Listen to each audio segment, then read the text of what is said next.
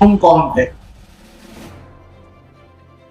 अगर यहाँ के आस्थान से पूछा गया तू कौन है, तो कहेगा मैं हिंदुस्तानी। तेरा बाप, तेरा दादा, तेरा परदादा कौन था? कहेगा मैं हिंदुस्तानी। तो फिर जो यहाँ से गलती से पाकिस्तान चला गया 47 से पहले, वो भी हिंदुस्तानी थे कि नहीं?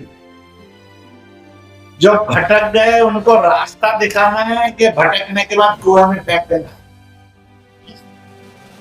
तो जो ये सोचते हैं कि भटके वो को भी रास्ता दिखाना है, वो जरा दोनों हाथ खड़ा कर। भारत माता की, भारत माता की। बहुत बहुत मुबारक है, आपने एक वायदा किया और वायदे के बारे में हमने बता दिया था। वायदा किया तो नहीं निभाया तो जन्नम आप नहीं जाएंगे जन्नम, क्योंकि आप वायदा निभाए। इसलिए मैंने आपको दो खास बातों से वाबस्ता की कि आप सब हिंदुस्तानी हैं और आप सब हिंदुस्तानी भाई बहन। जब हम इतने अच्छे रिश्ते वाले हैं तो सवाल यहाँ आकर खड़ा होता है,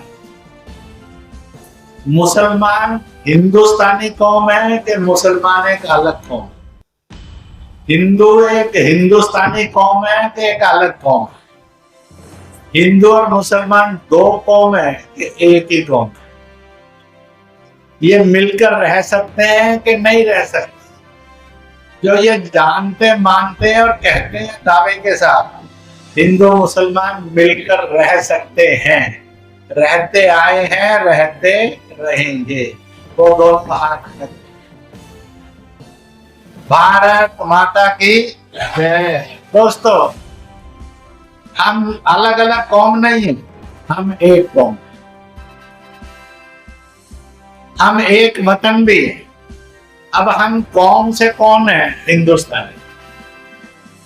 वतन से कौन है? हिंदुस्तानी। झंडे से कौन है? तिरंगा है। नागरिकता से कौन है? हिंदुस्तान, हिंदुस्तानी। तो वतन हिंदुस्तान, कौम हिंदुस्तानी, झंडा तिरंगा और नागरिकता हमारी हिंदुस्तानी है। तो हम दो हैं कि एक हैं? तो मैं कहूंगा हम सब एक कौम, एक वतन, एक नागरिकता, एक झंडे के लोग। हमें तोड़कर, लड़वाकर, बांटकर काम करने वाले नेता नहीं चलेंगे, पंडित जी भी नहीं चलेंगे, मौलाना भी नहीं चलेंगे। इसलिए मैं कहूंगा हम एक कौम, तो आप कहेंगे हम एक वतन। हम एक कौम, हम एक कौम, हम एक कौम। फिर मैं आगे कहूंगा हम एक तिरंगा, आप कहेंगे हम एक नागरिक। हम एक तिरंगा, हम एक तिरंगा, एक नागरिकता, हम एक तिरंगा, हम एक नागरिकता। घर जाने के बाद भूल जाओगे कि याद रहेगा? जिनको पता है भूल जाएंगे, मास्टर जी ने पता नहीं क्या पढ़ा दिया। आप चाहो ना चाहो, मेरी बात आपके सिर में अब ये जब तक जिंदा हो तब तक पक्की रहेगी।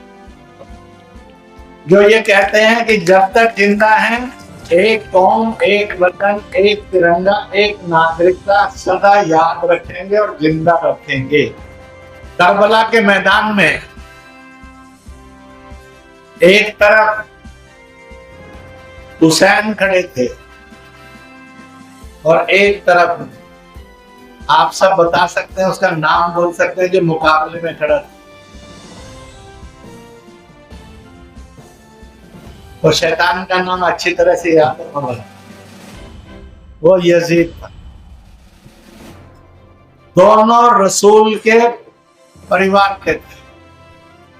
हुसैन फरिश्ता बन गए, यजीद शैतान हो गए। आप जिस ब्रज की भूमि के साथ जुड़े हैं, उस मेवात की भूमिका भी एक अजीब सच है। एक तरफ मामा खड़ा था, लोग कहते हैं वो कंस था। एक तरफ भांजा खड़ा था, मुरली बजा रहा था, गाय चरा रहा था। आपने कंस माना तो कृष्ण माना। हिंदुओं ने तो कृष्ण माना, वो भगवान। कंस रिजेक्ट कर दिया, ये राक्षस। मैं मेवातियों से पूछता हूं कि आपके सामने अगर ये सवाल आ गया कसाब के कलाम, तो आप किसको चुनेंगे? जो कलाम चुनेंगे वो हाथ खड़ा कर। भारत माता की, तो वतन की मोहब्बत की ताकत आपको समझ आए। इसलिए मैंने आपको वतन के दीवाने के रूप में हिंदुस्तानी बुलाया, क्योंकि मालिक ने इस शब्द पर वो मोहर लगाई है। अकेला ये शब्द और मालिक की मोहर आपको जन्नत नसीब करा। इसलिए वो हुसैन के रूप में तो फरिश्ता हो गया, वो कलाम के रूप में हुआ तो दुनिया में अमर हो गया। मेवाती वतन की मोहब्बत का हिंदुस्तानी खाना है और सदा रहेगा। इसलिए मैं कहूंगा हम कौन, तो आप कहेंगे हिंदुस्तानी हिंदुस्तानी। इतने धीमे बोलना, थोड़ा लाहौर में ढाका में सुन, क्योंकि वो गैर हिंदुस्तानी हो गए, थोड़े शैतान के रास्ते पर चले। शायद आपके बात सुनकर उनको भी कुछ होश आ जाए और समझ में आ जाए हम कौन, हिंदुस्तानी हिंदुस्तानी, हम कौन, हिंदुस्तानी हिंदुस्तानी, तालियां बजाकर बोलना, हम कौन, हिंदुस्तानी हिंदुस्तानी, हम कौन, हिंदुस्तानी हिंदुस्तानी, कौन। हिंदुस्तानी हिंदुस्तानी। माता की जय।